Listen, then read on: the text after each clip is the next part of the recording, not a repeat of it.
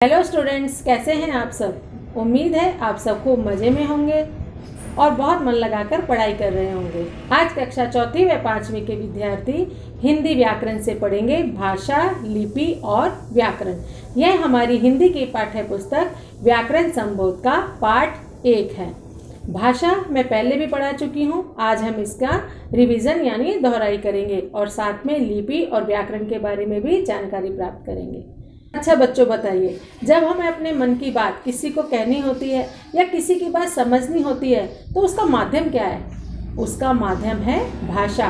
भाषा के द्वारा ही हम अपने मन के विचार किसी के सामने प्रकट करते हैं और किसी की बात को सुनते और समझते हैं। तो बच्चों, भाषा विचारों की अभिव्यक्ति का माध्यम है, विचारों के आदान प्रदान का माध्यम है।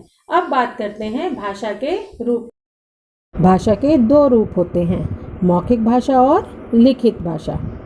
मौखिक भाषा, जब हम मुख से बोलकर अपनी बात दूसरों तक पहुंचाते हैं और दूसरे लोग सुनकर समझते हैं, तब वह मौखिक भाषा होती है। जैसे कि काव्य पाठ करना, टेलीफोन से बात करना, रेडियो सुनना, टीवी में समाचार सुनना, यह सब मौखिक भाषा के उदाहरण हैं। बोलना और सुनना मौखिक भाषा का अंग है। समझ में आया? अब हम आगे बढ़ते हैं लिखित भाषा की ओर। लिखित भाषा में हम लिखकर अपनी बात दूसरों तक पहुंचाते हैं और दूसरे उसे पढ़कर समझते हैं। जैसे कि देखो, यहाँ चित्र में बच्चा लिख रहा है, वह अपने मन की बात लिख रहा है। हम जब उसे पढ़ेंगे तब हम उसकी बात समझेंगे, तो यह लिखित भाषा का उदाहरण है। यहाँ देखिए बोर्ड पर जो लिखा हुआ है, बच्चे उसे पढ़ रहे हैं। इसी तरह ईमेल, पत्र लेखन और एसएमएस, व्हाट्सएप वगैरह जो हम करते हैं, ये सब लिखित भाषा के उदाहरण हैं। लिखित भाषा में लिखना और पढ़ना आता है, यानी लिखना और पढ़ना लिखित भाषा है। इसके अतिरिक्त कई बार हम इशारों या संकेतों के द्वारा भी अपनी बात दूसरों को समझाते हैं। यह कहलाती है सांकेतिक भाषा। बच्चों, जो लोग सुन नहीं सकते, बोल नहीं सकते, वे इशारों के द्वारा, संकेतों के द्वारा अपनी बात कहते हैं। और कई बार हम ऐसी जगहों पर जाते हैं जहां बोलना मना होता है। जैसे हम किसी लाइब्रेरी में हैं, धार्मिक स्थान पर, किसी मंदिर वगैरह में हैं, तो वहाँ पर हम बोल नहीं सकते, तो वहाँ पर हम इशारों के द्वारा बात करते हैं। तो यह सांकेतिक भाषा का उदाहरण है। और फिर रोड पर बनी हुई जेब्रा क्रॉसिंग आप सबने देखी होगी। Signal light, traffic signal light जो होती हैं, रेड, येलो और ग्रीन लाइट्स। इसके अतिरिक्त वहाँ पर जो पुलिस वाला खड़ा होता है, जो यातायात को नियंत्रित करने के लिए खड़ा होता है, वह सांकेतिक भाषा का ही इस्तेमाल करता है। तो यह सब सांकेतिक भाषा के उदाहरण हैं। अपनी बात को इशारों या संकेतों के द्वारा समझाना कई बार बहुत मुश्किल हो जाता है, इसलिए इस सांकेतिक भाषा को भाषा के रूप में शामिल नहीं किया गया है। तो बच्चों, भाषा के 2 ही रूप हैं, लिखित और मौखिक। अब बात करते हैं बोली की। बोली भी भाषा का मौखिक रूप है, पर इसका क्षेत्र बहुत सीमित है। यह एक छोटे से क्षेत्र में ही बोली जाती है। इस बोली को सिर्फ बोला जाता है, इसे लिखा नहीं जाता। जैसे हरियाणा में हरियाणवी, छत्तीसगढ़ में छत्तीसगढ़ी, जैसे मारवाड़ी, राजस्थान में राजस्थानी, बुंदेलखंड में बुंदेलखंडी। यह सब बोलियां हैं जो उस क्षेत्र विशेष में बोली जाती हैं। भाषा का क्षेत्र व्यापक होता है, फैला हुआ होता है। भाषा को हम लिख भी सकते हैं, लेकिन बोली को लिख नहीं सकते हैं, वह सिर्फ बोली जाती है। बच्चों, संसार में अनेक भाषाएं बोली, लिखी और पढ़ी जाती हैं। अलग अलग देशों में करीब 6500 भाषाएं बोली जाती हैं और लिखी जाती हैं। यहाँ कुछ भाषाएं दी गई हैं जो विदेशों में बोली जाती हैं। जैसे अमेरिका में अंग्रेज़ी, इंग्लैंड में अंग्रेज़ी, जर्मनी में जर्मन, चीन में चीनी या मंदारिन, जापान में जापानी, पाकिस्तान में उर्दू, फ्रांस में फ्रेंच, स्पेन में स्पेनिश।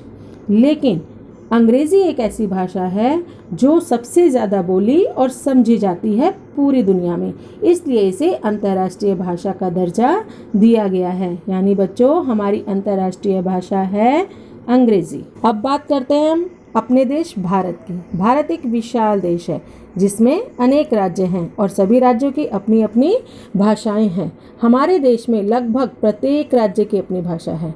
अब तक हिंदी सहित कुल 22 भाषाओं को मान्यता प्राप्त है। ये 22 भाषाओं के नाम हैं जिनको संविधान के द्वारा मान्यता दी गई है। आप ये भाषाएं देखेंगे, जैसे पंजाब में पंजाबी, गुजरात में गुजराती, महाराष्ट्र मराठी, तमिलनाडु तमिल, ओडिशा ओडिया, कर्नाटका कन्नड़, उत्तर प्रदेश में हिंदी, असम असमी, मणिपुर मणिपुरी, कश्मीर कश्मीरी, केरल मलयालम, आंध्र प्रदेश में तेलुगु, बिहार में मैथिली भोजपुरी हिंदी, गोवा में कोंकणी। लेकिन हिंदी एक ऐसी भाषा है जो पूरे भारतवर्ष में सबसे ज़्यादा बोली जाती है और इसे राजभाषा के रूप में मान्यता दी गई है। अब बात करते हैं लिपि की। लिपि क्या होती है? बच्चों, हमने ये जो भाषा पढ़ी हैं, इन भाषाओं को लिखा कैसे जाए। ये जो मौखिक ध्वनियाँ हैं, जब हम इन्हें बोलते हैं तो इनको लिखने के लिए कुछ चिन्ह निर्धारित किए गए हैं, कुछ सिंबल होते हैं, चिन्ह होते हैं जिनसे इनको लिखा जाता है। इन चिन्हों को लिपि कहते हैं, अर्थात भाषा के लिखने का ढंग लिपि कहलाता है। देखिए यहाँ पर भाषाएं दी गई हैं, हिंदी, संस्कृत, मराठी, गुजराती, बांग्ला, पंजाबी, उर्दू, स्पेनिश, अंग्रेजी, फ्रेंच, जर्मन, चीनी। यहाँ पर इनके अक्षर बनाए गए हैं, अक्षर जिनमें हम इनको लिखते हैं, जैसे हिंदी और गुजराती मराठी में अ आ इ ई, और यहाँ पर इनकी ये लिपि दी गई है। तो आपको ये याद करने हैं कि किस भाषा की कौन सी लिपि होती है। अब हम समझते हैं व्याकरण क्या है। व्याकरण यानी ग्रामर।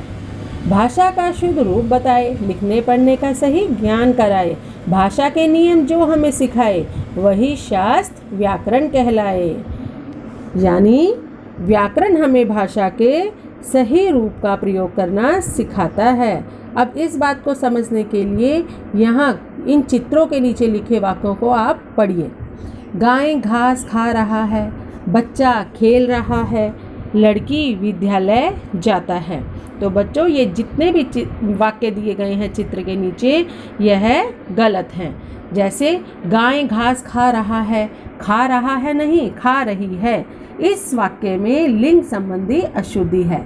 बच्चा खेल रहा है, यहाँ बच्चा नहीं, यहाँ बच्चे हैं, तो बच्चे खेल रहे हैं, यहाँ पर वचन संबंधी अशुद्धि है। लड़की विद्यालय जाता है नहीं, जाती है, यहाँ पर लिंग संबंधी अशुद्धि है। तो बच्चों, व्याकरण के कारण ही हम शुद्ध भाषा को लिखना और बोलना सीखते हैं। व्याकरण हमें भाषा के शुद्ध रूप का ज्ञान कराता है, अर्थात हमें शुद्ध बोलना और लिखना सिखाता है। व्याकरण भाषा को शुद्ध रूप में लिखना, बोलना और पढ़ना सिखाता है। तो बच्चों, आज हमने क्या जाना? तो बच्चों, अब है आपकी बारी। आपको क्या करना है? आपको व्याकरण का पार्ट 1 ई बुक में खोलना है और उसमें दिया गया अभ्यास भाग यानी एक्सरसाइज आपको करनी है। आपको उत्तर पुस्तिका यानी इसकी आंसर की भी जल्दी ही मिल जाएगी।